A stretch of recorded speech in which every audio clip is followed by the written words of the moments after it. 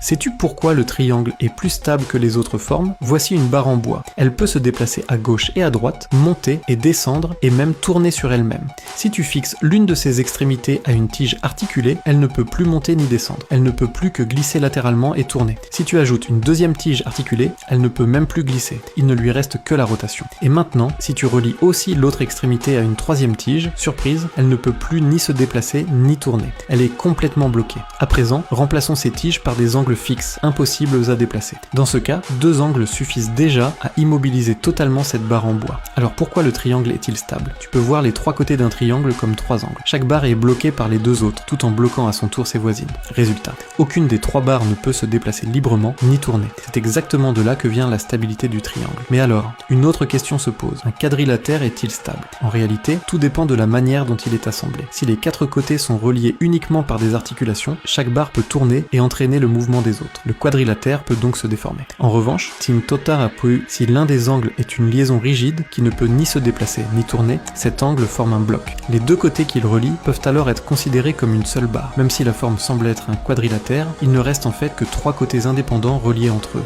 Et dans ce cas, comme pour le triangle, la structure devient stable.